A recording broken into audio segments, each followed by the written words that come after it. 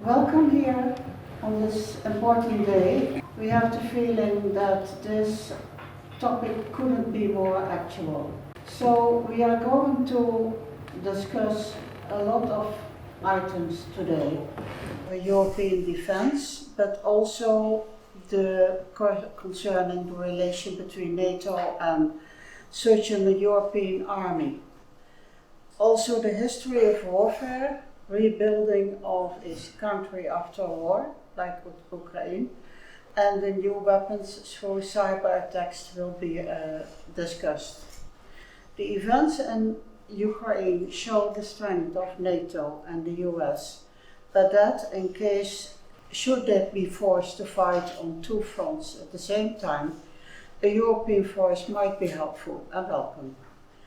There are strong European military powers that are determined to see this European army through, but there are others that have opposed full integration for years. Well, perhaps there might be a middle solution. According to the 2017 Special Barometer Survey on Security and Defense, 3/4 are in favor of a common EU defense and security policy, and a majority of 55% favor the creation of an EU army. No EU state can address today's security threat in isolation. That's absolutely not possible. Building EU defense is not just about spending more, but about spending efficiently. An estimated 26.4 billion euros are lost every year due to duplication, overcapacity and procurement barriers. As a result, over 6 times more defense systems are used in Europe than in the United States. This is where the EU can provide frameworks and incentives for countries to collaborate.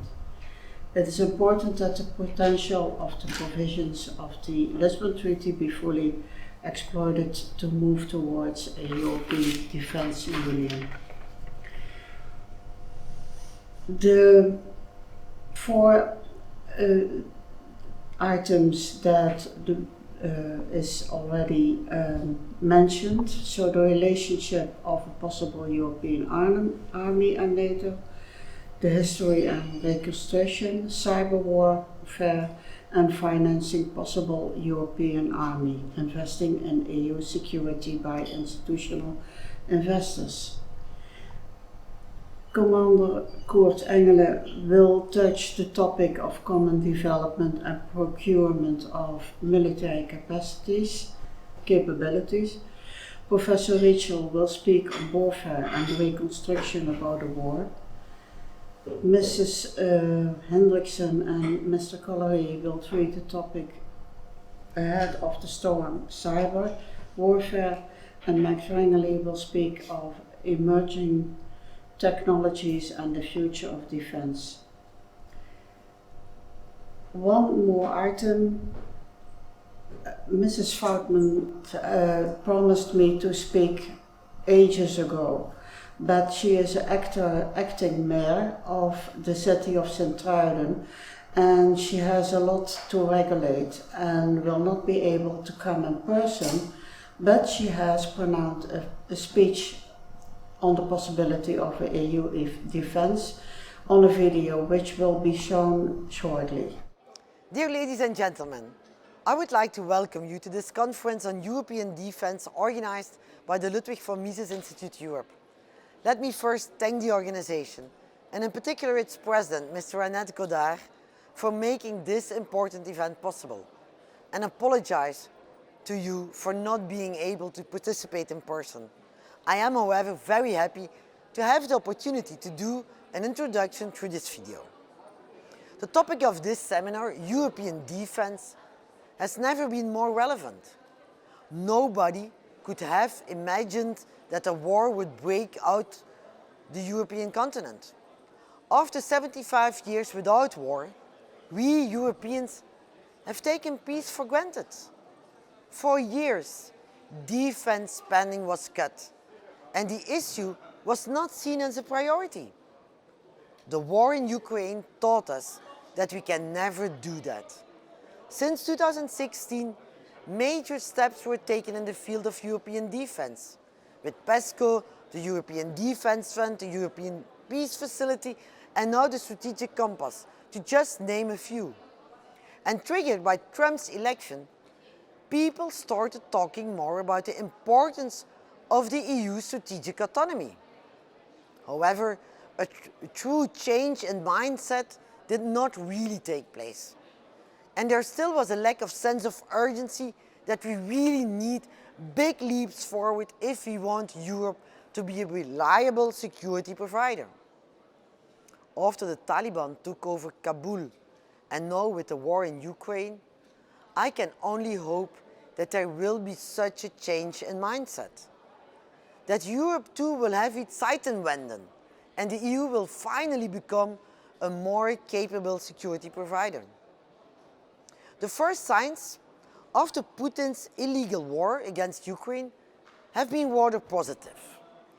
Europe reacted firm and united when the war broke out. We offered and continue to offer Ukraine military support to the European Peace Facility and through training.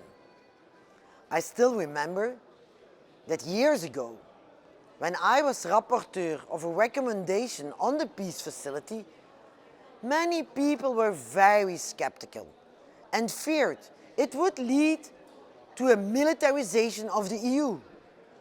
Now, with the war in Ukraine, everyone is convinced that we need this fund.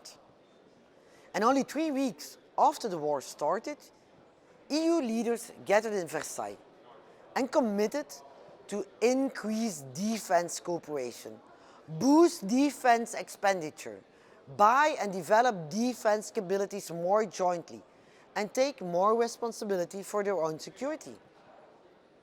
But despite the good efforts of the past years and months, we must recognize that we are far from there yet, and that the EU remains, to put it bluntly, an inefficient military draft.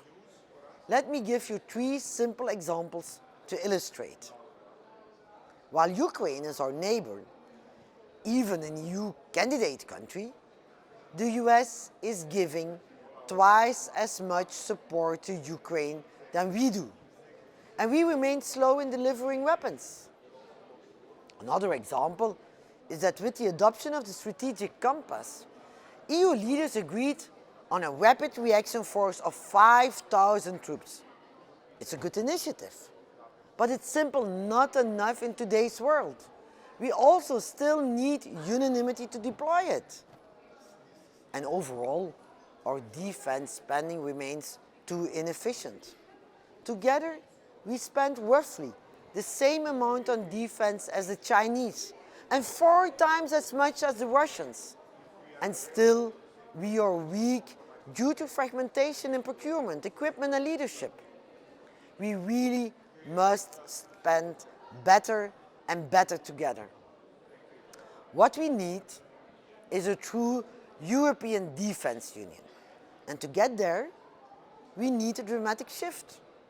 Because as much as we want the world of tomorrow to be peaceful, we must recognize that on February 24 of this year, a new era began. If we still want to be able to protect our interests and values tomorrow, we must act today. I really hope you share this conviction and will share the same messages in all your exchanges. Thank you for your attention, and I wish you all a very fruitful seminar.